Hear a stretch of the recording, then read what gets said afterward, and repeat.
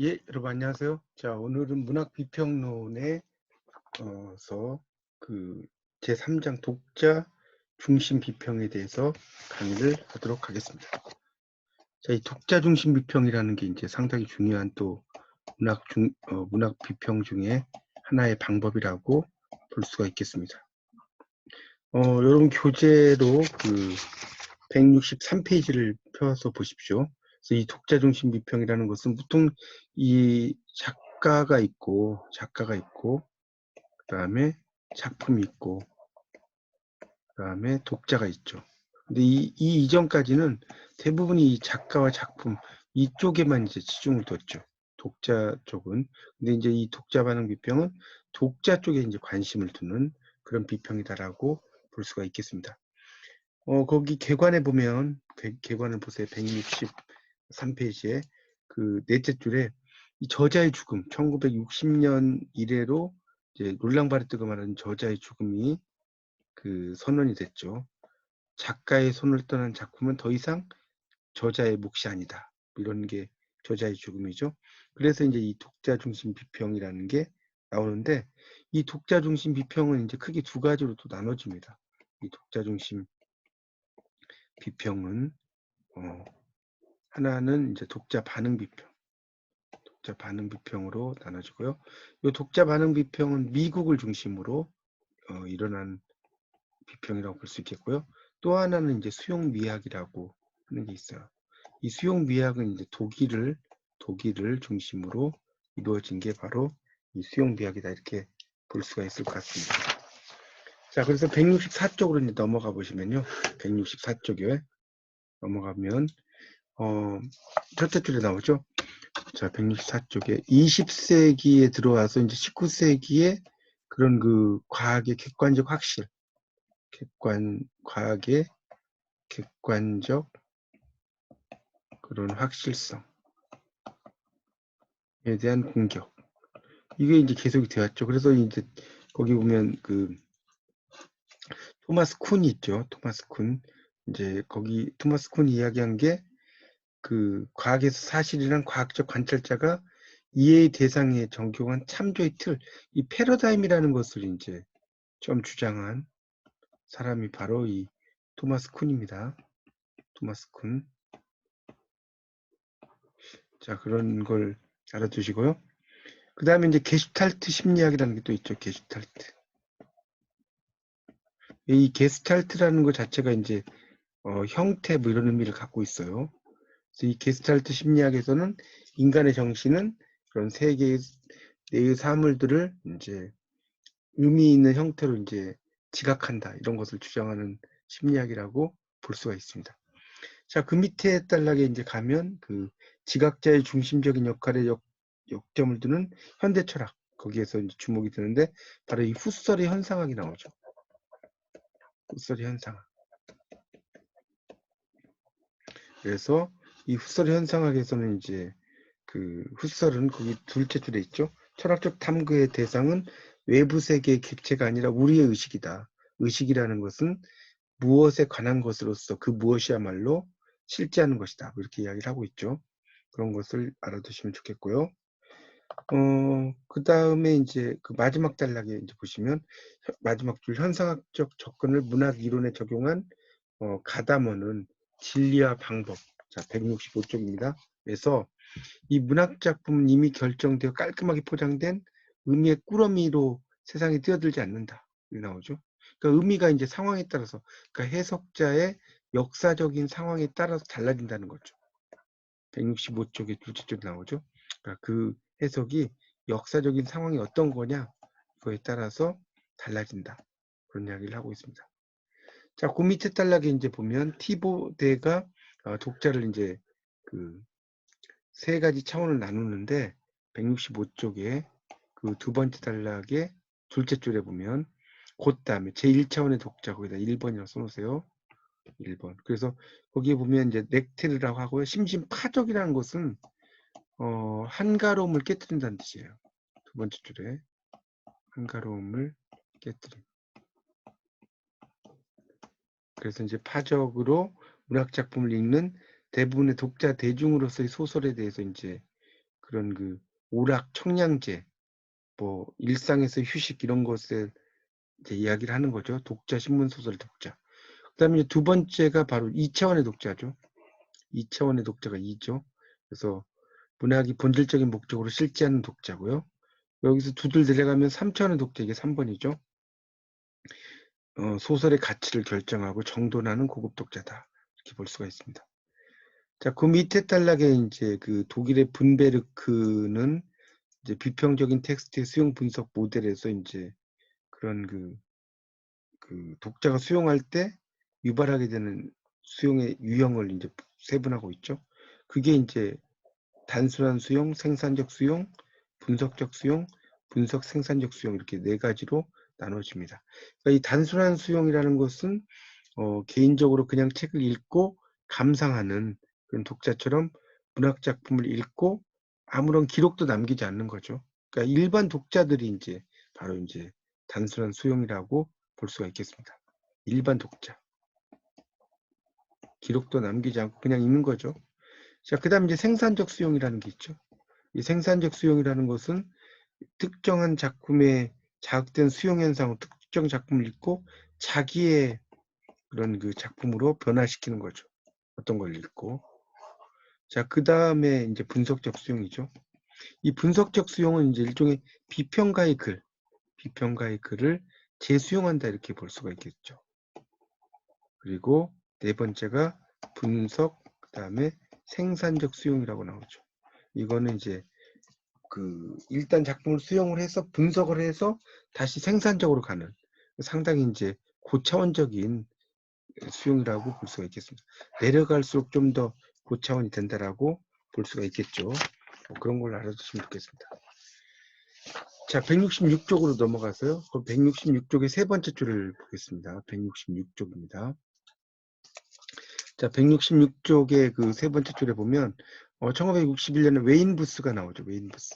이 웨인부스는 이제 소통 과정 중에 독자에 해당하는 부분을 이렇게 피화자,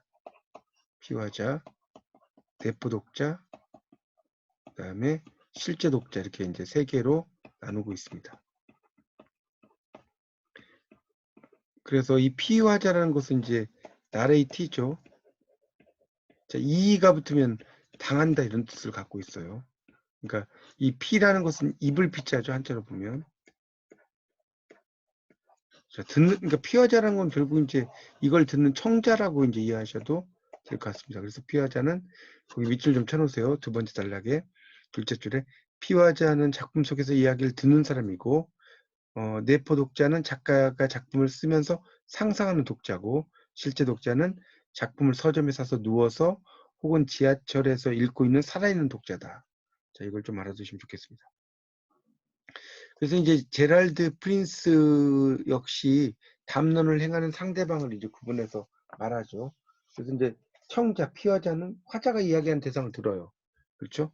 그래서 이제 우리가 천일야화라고 하는 작품이 있죠. 천일 동안에 이제 이야기를 하는 이야기죠. 우리가 흔히 아라비안 나이트라고 하는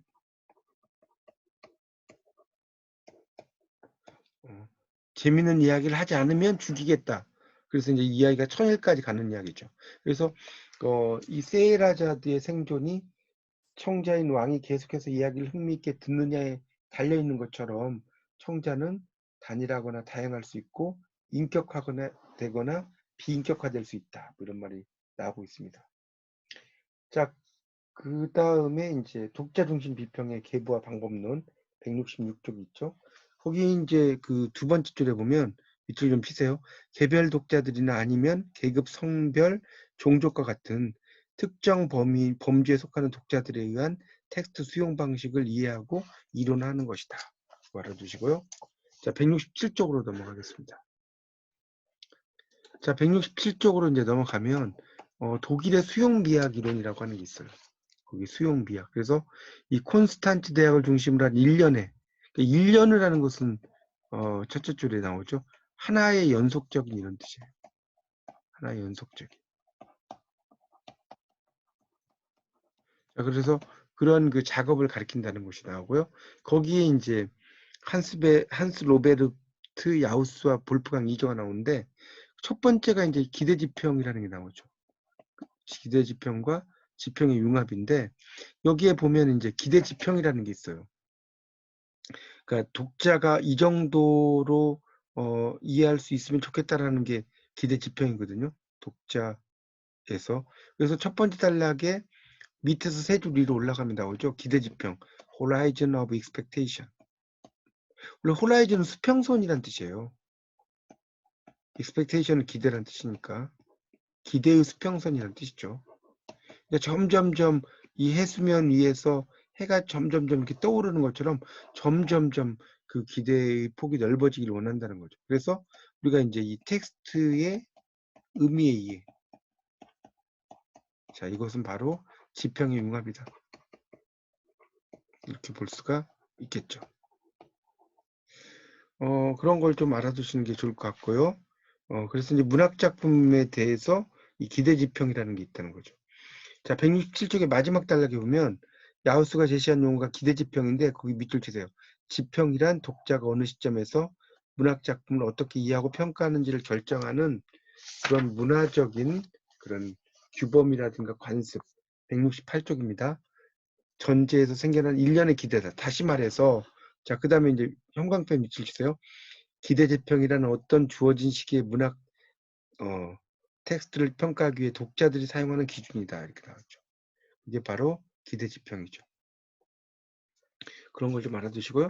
그 다음에 이제 가다머가 또 나오고 있어요. 168쪽에 보면 두 번째 단락에. 그래서 이 가다머는 이제 과거의 문학에 대한 해석은 바로 이제 과거 현재와의 대화다. 이렇게 나오죠. 모든 해석은 그런 거라는 거죠. 그래서 이제 그런 것들에 대한 이야기도 쭉 나오고요. 하여튼 이 지평선 그런 독자가 거기 밑에 세 번째 줄에 나오죠. 그 밑줄 치세요. 가다머는 텍스트의 의미를 이해한다는 것은 독자가 텍스트에 이제 독자가 텍스트에 보내고 텍스트가 독자에 가져다주는 지평선의 융합이다 이런 말 나오고 있습니다. 기대지평이죠. 그러니까 이 기대지평은 그 밑에 168쪽에 나오죠. 가다머의 해석학 좀 보면 이 가다머는 이제 그런 철학적인 전제를 시간과 역사성으로 구분한다. 이야기를 하면서 거기 이제 한 8, 9째 줄에 보면 선이해라는 게 나와요. 이 먼저 선자죠. 기본적인 어떤 이해를 하고 나서 뭔가를 이해하는 거. 그게 이제 바로 그 밑에 네 번째 줄 내려가면 수용적 개방성이라는 게 나오죠.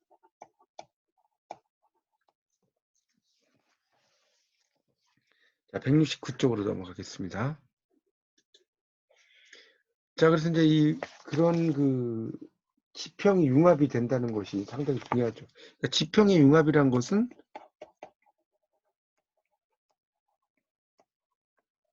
169쪽에 이제 첫째 줄 나오죠. 퓨전이죠, 퓨전.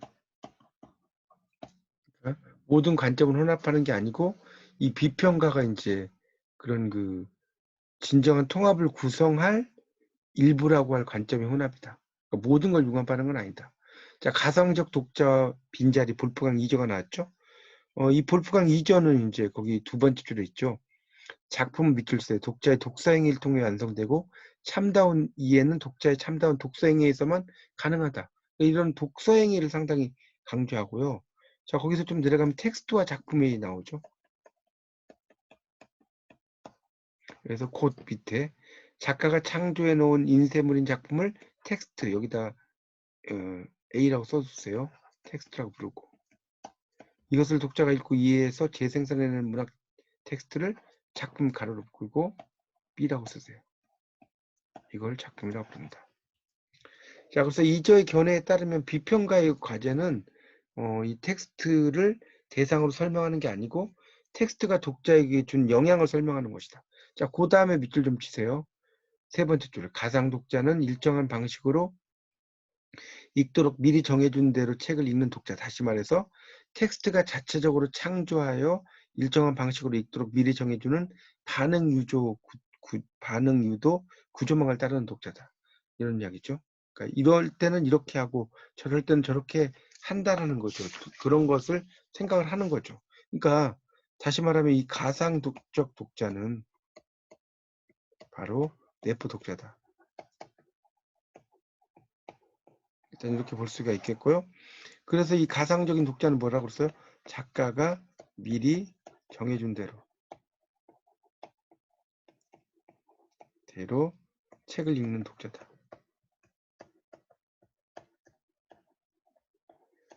자, 그래서 이제 거기에서 이제 놀람이라든가 또는 슬픔, 그 다음에 또는 웃음, 쓸쓸함, 이런 것을 이제 그 작가가 생각하는 대로 이 독자가 따라오는 거죠.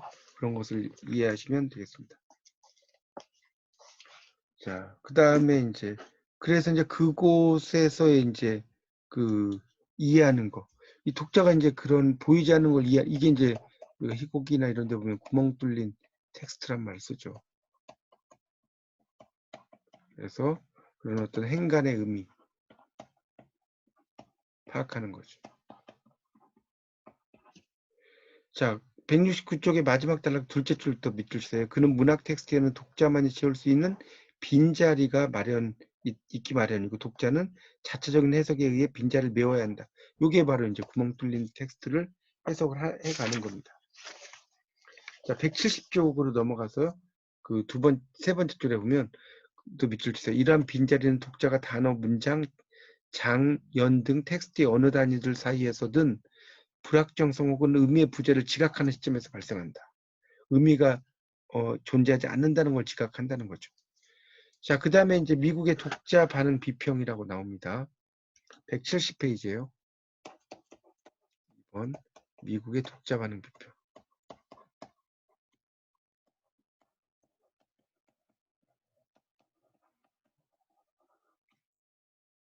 자, 거기를 보면 이제 이 독자 반응 비평을 주도한 사람이 세 번째 줄 나오죠. 스탠리 피시, 노먼 홀랜드, 데이비드 플레이츠인데 이들은 당시 신비평 등, 자, 그 다음에 여기 네모쳐 놓으세요. 형식주의 텍스트 중심 비평에 반대한다고 나오죠.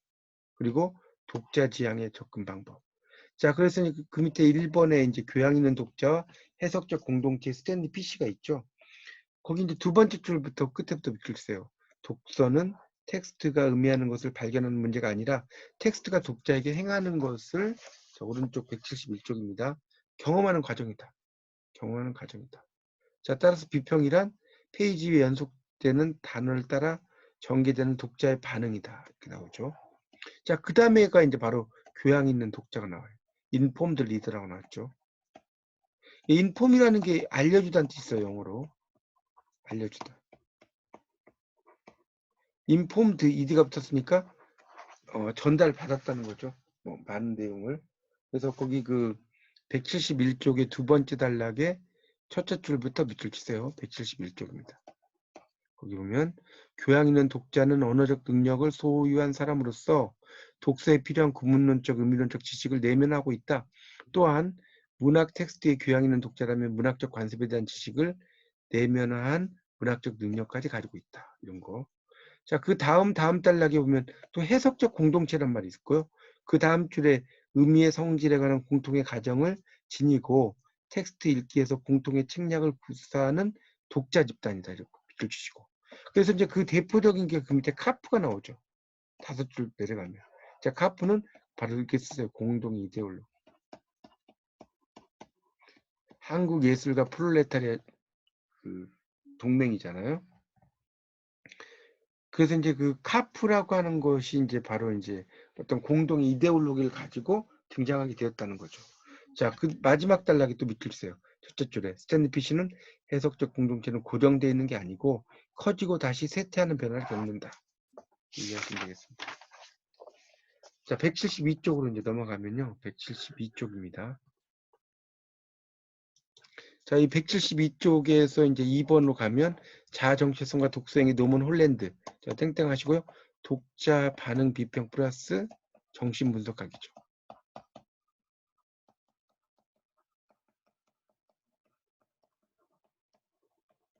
그래서 이거에서는 뭐예요? 텍스트 해석에서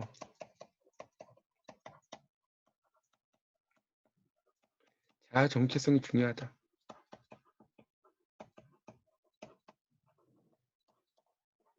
자, 이걸 이해하시면 되겠고요. 172쪽에 밑에서 한 7째 줄 정도 볼까요? 거기 보면 노먼 홀랜드의 이론 한마디로 말해서 그다음에 이렇게 표시하세요. 독자는 여기서부터 읽게 된다. 그 다음 줄에. 그러니까 독자는 작품을 읽을 때 자신이 읽고 싶은 대로 읽는다. 그 다음에 밑에서 세 줄 보면 무의식적인 환상과 이렇게 나왔죠. 그 다음에 그 밑에 줄에 생기는 것이다. 그러니까 무의식적인 환상, 그것에 대한 의식적 반응 간의 상호작용이 마음속에 생긴다. 라고 나오죠. 자, 그래서 이걸 이제 뎁트라고 이야기를 한다는 겁니다. 자, 173쪽으로 넘어가겠습니다. 자, 이 173쪽에는 이제 독성이가 뎁트, 그래서 D, E, F, T가 나오죠. 그래서 D는 디펜스, 방어. E는 expectation, 기대. F는 판타시, 환상. T는 트랜스포메이션, 변형. 이렇게 된다는 걸 알 수 있죠. 그런 의미로 이제 그러니까 결국은 우리가 같은 책이 있는데 이 같은 그 책을 읽고 왜 다르게 기억하고 이해할까? 자, 이것은 뭐예요? 뎁트 때문에 그렇다. 그렇게 볼 수 있겠습니다. 그러니까 173쪽에 도표 바로 밑에 있죠. 위에 그림에서 볼 수 있는 것처럼 독자는 텍스트를 읽을 때 공포에 대한 방어 기제. 이 방어 기제라는 게 거짓말을 의미하는 거예요. 방어 기제. 디펜스 메커니즘.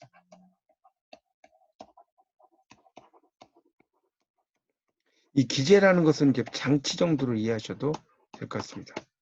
그래서 이제 텍스트를 변형시킨다. 그래서 심리적인 과정이다.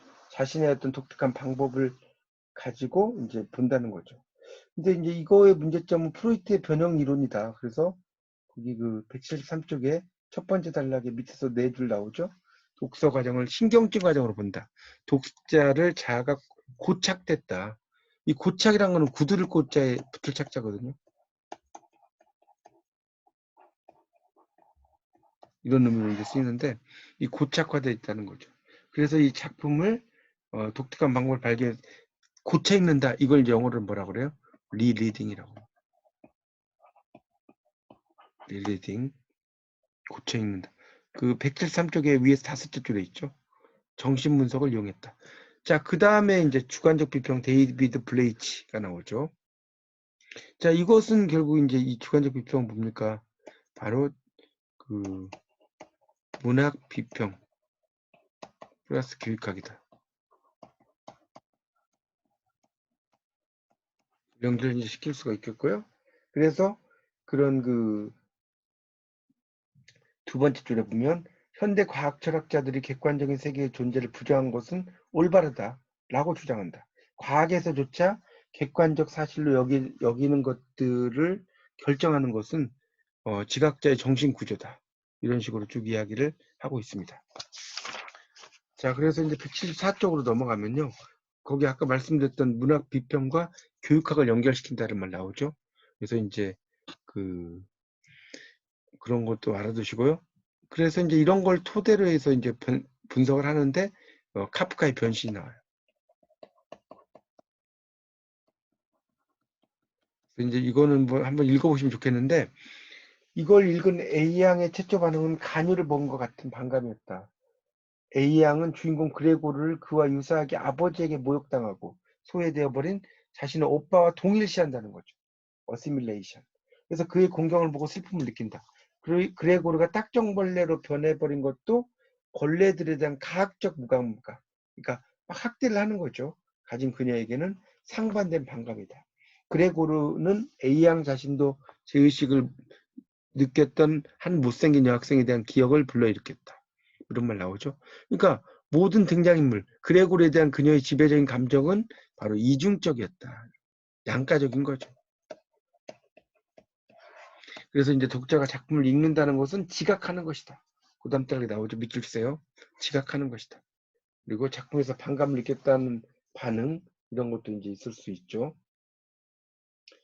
하여튼 이 텍스트를 해석을 하면서 174쪽의 마지막 단락이에요. 자기의 경험을 덧붙여 쓰는 것이죠. 그런 것들이 상당히 중요하다.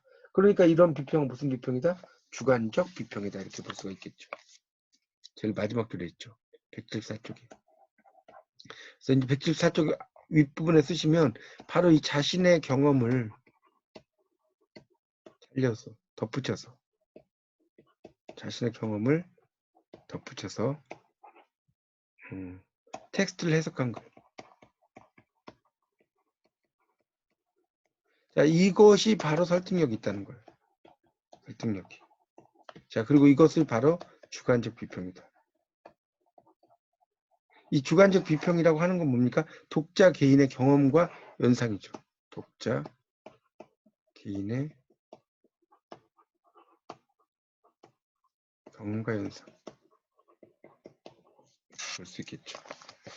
자, 그래서 이제 독자 중심 비평의 의와 한계로 넘어가도록 하겠습니다. 그래서 이제 이 독자 중심 175쪽에 보면 독자 중심 비평의 의.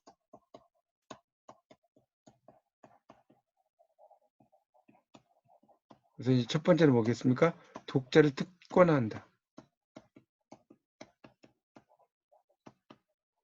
자, 두 번째는 이 텍스트를 구축하는 독서 과정.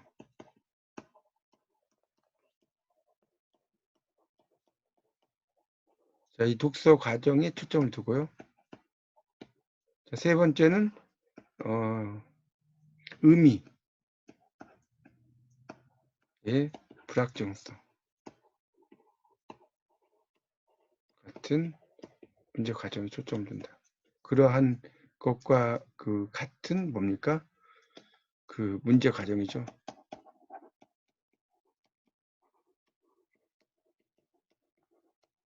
이렇게 이제 볼 수가 있겠죠. 자, 그래서 이제 그 175쪽에 보시면 거기 이제 첫째 줄 있죠. 독자 중심 비평 이론의 지배적인 철학적 출발점이 있는 건 아니다. 위에서 살펴본 비평가들은 다른 사상이다. 이렇게 나오죠. 그리고 이제 독자 중심 비평 그 다음 단락에 다양하고 방대하다. 비평이 개개인의 독자에게 비평의 특권을 부여해야 하기 때문에 각각의 독자가 유일하고도 타당한 해석을 얻게 된다. 이렇게 나오죠.